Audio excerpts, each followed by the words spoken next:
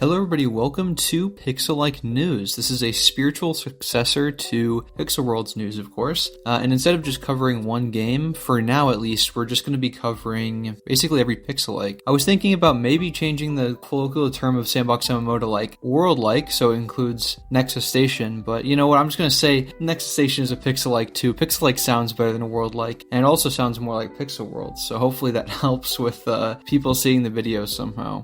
But we're going to be covering a lot of OGPS and especially Project Reboot, because you guys, in the polls that I sent about what games you're interested in, you overwhelmingly wanted OGPS or Project Reboot, so I'm really trying to implement that into the news and covering the rest of the games at the end of the news segment, and hopefully that works out. Hopefully I can get you guys the news on time. But yeah, let's jump right into Project Reboot, the biggest news of the month, maybe of recent really. Reboot is introducing a new enemy wave mechanic sort of event. So first of all, let's just read out the caption they give. A new type of netherworld. Fight an endless wave of monsters in one huge netherworld. Earn gems, XP, and Bytecoins for progression. So it's officially in beta testing right now. You can, if you are a beta tester, which I am, you can go in the game and test this feature out. It's not fully polished or refined yet, but you can test it out and see how it is. It is multiplayer. They mentioned technically it's one big nether, so you could be up in there with 50, even almost 100 players. It utilizes both secret base and netherworld enemies, though it's possible that more can be added in the future, of course. They could even add the mining enemies, or potentially they could make their own. Enemies will be able to fight back. There's this preview that they provided of a simple enemy wave sort of mechanic where the enemies weren't fighting back, but they can be able to do that. That was just a test. And it's also not in the same spawn rate as that particular sneak peek. It was also originally potentially, on the fence, going to be a mini event in like random worlds, but as you saw, there's this one big netherworld that people can go to, similar to like, the netherworld or secret base. It's going to be one of those big worlds, essentially. It won't be available at all times, so we're going to see something like, Growtopia's carnival system, where they have it at the end of the month, or, how secret base is only available at certain times. So when that event is on, you're really want to hop on and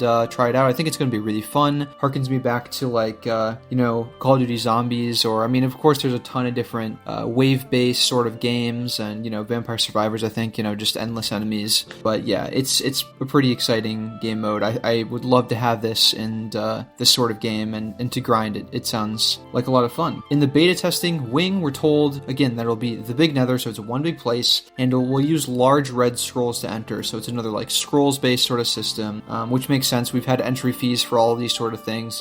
For fishing you need lures, for netherworld you need scrolls, for secret base you need those particles, so this is a pretty typical thing. I would recommend you check out Soily's YouTube channel. They've been mentioning in the Discord that they're working on a video potentially relating to Big Nether, so if you want to see potentially more gameplay, when that video drops, of course, stay tuned on Soily's channel, but I'll try to link it in the description if I see that release. Next thing is OGPS bug fixes, so let's talk about OGPS a little bit. They're mainly trying to adapt Pixel World, so I don't know how much I really need to talk about in these news segments, but, bringing back stuff, they had a bunch of bug fixes, and notably, the magic cauldron officially works in that game. So if you were wanting to make potions in OGPS, you can officially do that. All the original potion types you could craft are now craftable. And the final thing is Bloxia, that became Breadverse, is now back with Bloxia. So this is their final rebrand, it seems like. The original rebrand was made because of the recognition of Bread Worlds, which was another spin-off of, Pixel Worlds, or technically it was a play on the words of Breverse, Bree Worlds, and it was a play on, okay, we got Bree Worlds, let's make Bread Worlds. But they kind of took that IP and made Breadverse, but now they're deciding, with their community, and they talked with their community about the character and all that sort of thing. They determined that they will come back to that Bloxia thing and call it Bloxia. So that is officially now the rebrand. They decided on it. Notably, it will have all the same features, most things won't change about it, and again, they changed it up to see if the bread sort of spin on it worked, but they've officially reverted the change. Some people didn't like the character, which is understandable. I thought it was cute, but I understand what they want to do for their brand, and if they're going to try to do it for the future. I look forward to seeing what they change, because now, not to say that Breadverse is necessarily back to nothing, but I just thought the bread aesthetic could have taken them some interesting directions. Maybe we had bread themed enemies or food-based enemies or something similar thing. I mean, 9-Bit, the developer, joked about, okay, we're just going to rebrand to food theme and make everything food theme. I think they were a little tired of the bread gimmick being a thing. But now that they're back to Bloxia, which is essentially kind of a baseline, it could be anything. It could be Bread Worlds.